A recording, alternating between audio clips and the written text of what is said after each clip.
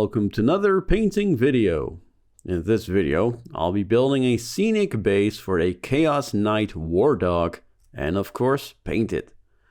I've been in the mood for giant robots because a friend of mine started playing Imperial Knights and they happen to be good allies for the Chaos factions as well.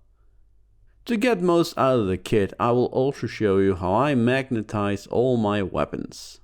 Let's begin, shall we? Alrighty, let's start. Here I have a box of 2 Wardogs. This is a really cool kit. You can make 3 loadouts with various weapons, and they have some fun chaotic bits scattered in the kit. I want to tell a little story with the base I'm building. I found this wounded space marine that I 3D printed for my Angron base. As he's looking up, I think it would be cool to have him looking up at the Wardog who is about to end him. As a test, I already built one of the Wardogs.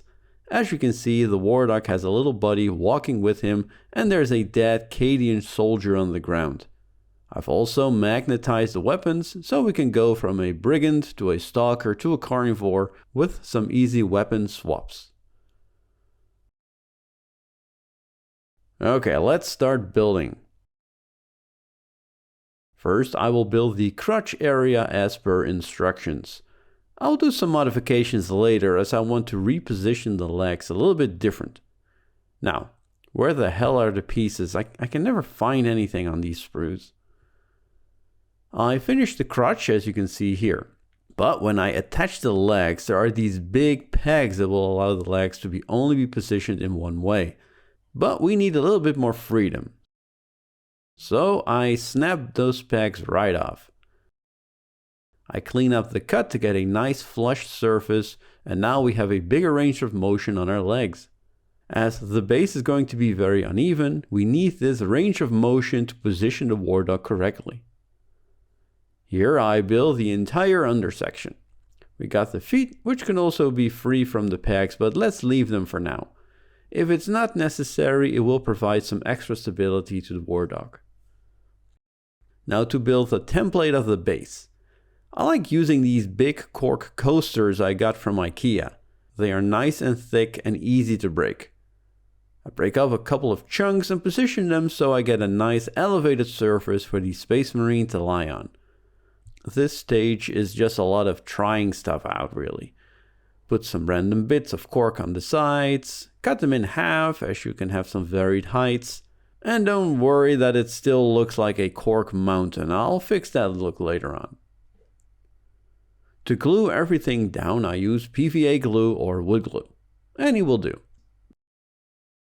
Press down the cork and leave some time to dry. If I have some pieces that don't have a flush fit for the glue to bind, I'll use some texture paste to fill up the gaps. Now I'm going to cut some of the edges to make the hill look a little bit more natural. While doing that, I'm also thinking on how to position the Wardog on the base. Here I found out it might be cool to have the Wardog standing on one leg and have the other lifted from the ground, ready to pulverize the Marine. To connect the Wardog with the base, I'm going to pin it. There's already a hole at the bottom. I use a mix of super glue and texture paste to weld a piece of safety pin in the foot. Then I snap off the excess. And I attach the leg to the base. While doing that, I make sure the pose I want will look good. I'm also pinning the crotch to the leg with some super glue and a safety pin. Because the Wardog is on one leg, I want all the stability I can get. I did build the body in the meantime, and while attaching the crotch, I will make sure the body is slightly tilted down so it looks down at the Marine. Then I attach the other leg, which is going to hover in the air, ready to strike. I'm going to cover the entire hill with texture paste.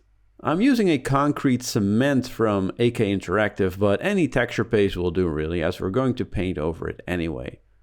Really, everyone should just have texture paste because it's such a great tool to make cool looking bases. I probably use it on 99% of my bases now. Just spread it on and leave it time to cure. Well, actually, while it is still curing, this is also a great opportunity to put down some accessories on the base. Put on some super glue and squish them in the texture paste. It will be a great bond and it will be integrated in the base nicely. I had some random scenery bits floating around that I stuck in there.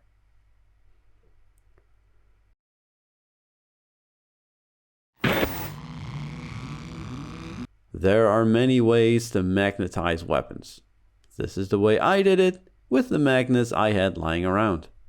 I basically built all the weapons as is, but I left the upper arms separate. The pack which usually goes into the weapon is removed. I then make sure the area is flush so a magnet can be glued on that surface. I glue on the magnets and in a true putrid painter fashion it did not go very smoothly.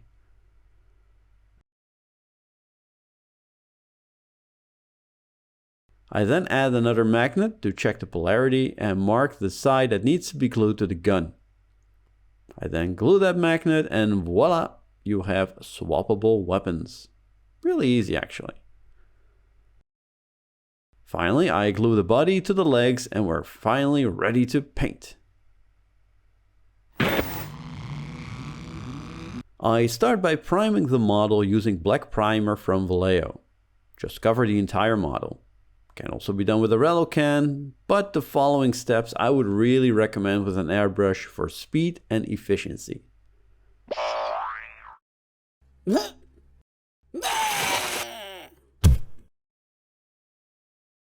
I spray ash gray on the armor of the model. It's fine if you hit other parts, but I really try to prevent that as much as possible.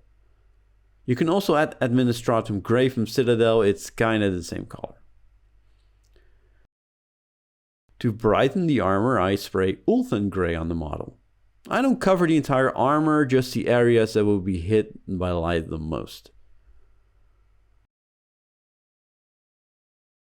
While I'm at it, I also spray the entire base with Ulthen Grey. This will be very helpful once we paint the base.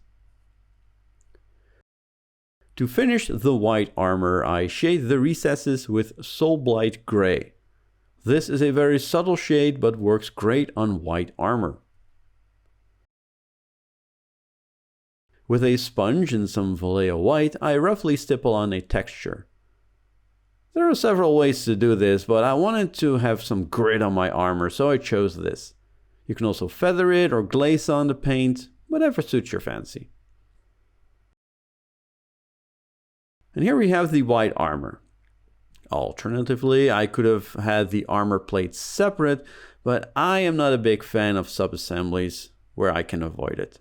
Unless I really can't reach something, I usually just glue everything on.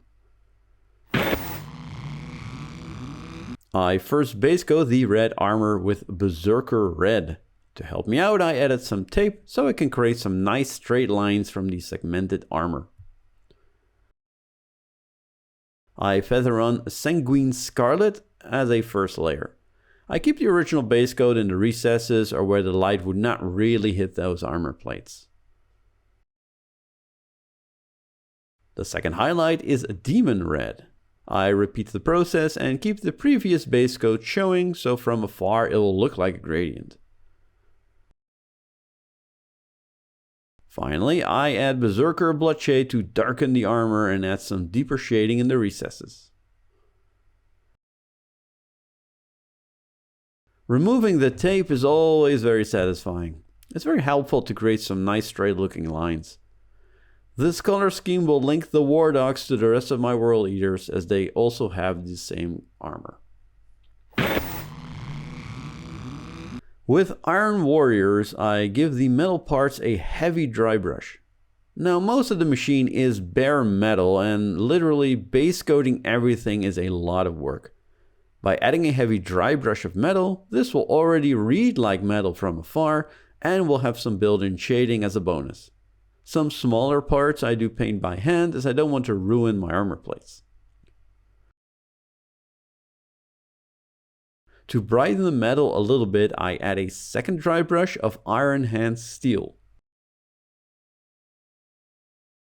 Everything I want brass, I base coat with Balthasar Gold. And layer on Runelord Brass to brighten and add some variety to the brass. Next, I shade all the metal and brass with Agrax Earthshade to get a nice grimy and aged look.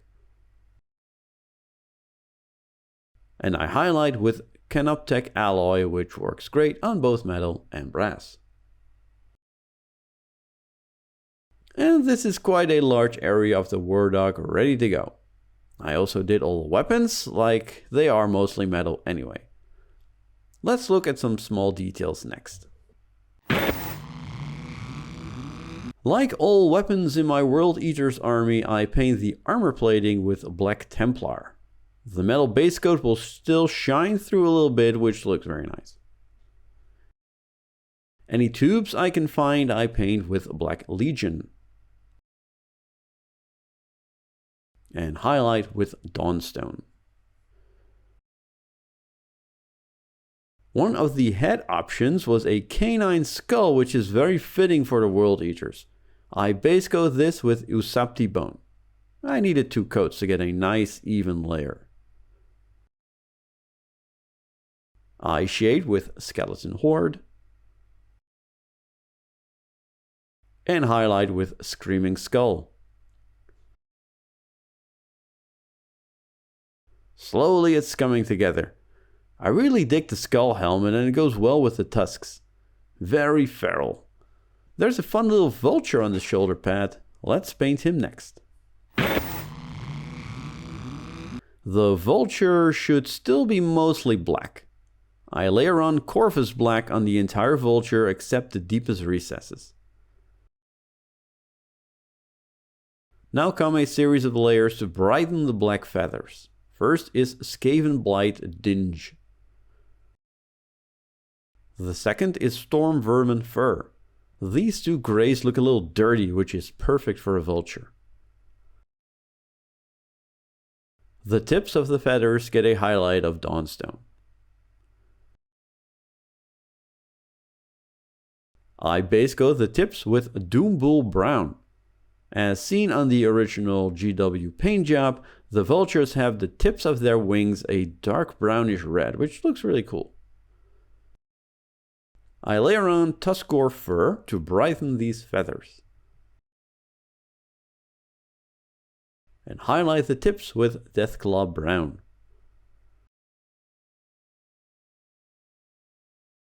The head and tail get a base coat of Rekarth flesh.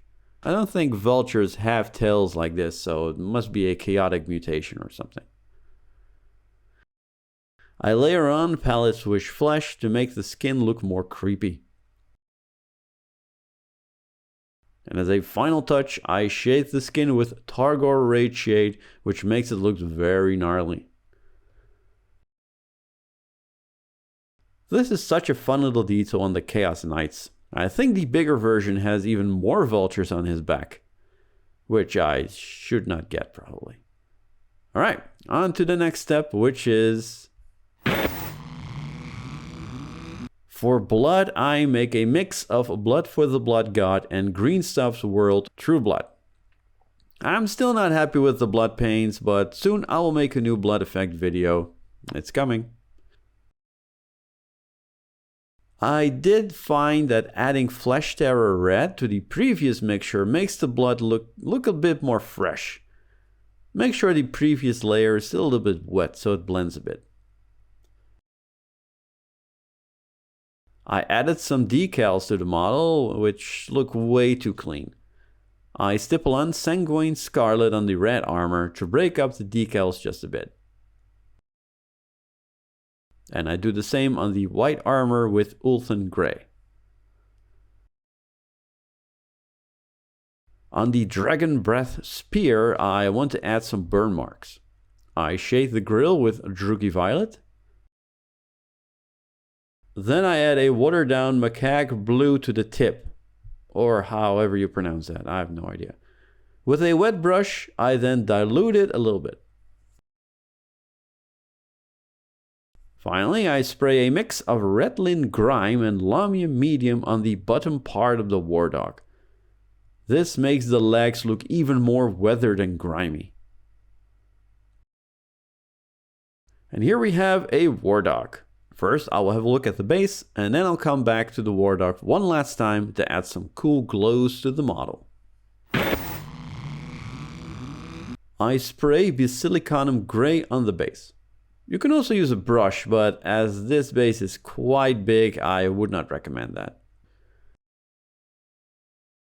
I dry brush Ash Grey on the model and base coat any metal parts with Mournfang Brown to get it nice and rusty. I cover the entire base with Agrax Earthshade. And reapply a dry brush of Ash Grey to get the nice grimy urban ruins look. With Rise of Rust, I stipple on a brighter rust on the metal. And I end with a stippling of Iron Warriors. For some bright light effects, I first paint white paint on the parts I want to glow. Small items I paint with Striking Scorpion Green. This paint works very well with a white base coat.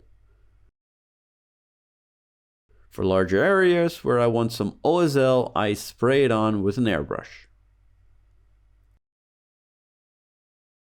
I then come back to my white paint to highlight the most brightest spots. And here we have two dangerous looking Wardogs. I'm really happy how these turned out. And a fun exercise to do something special with big bases. I'm also very curious how they will fare in battle, but I think they'll be an awesome addition to my World Eaters army. Speaking of World Eaters, my next video will be the last unit I will still need to paint for that army, the Exalted 8-Bound. In the meantime, be sure to check out my Instagram, where I'll post pictures of current projects and behind the scenes stuff. But for now, thanks for watching.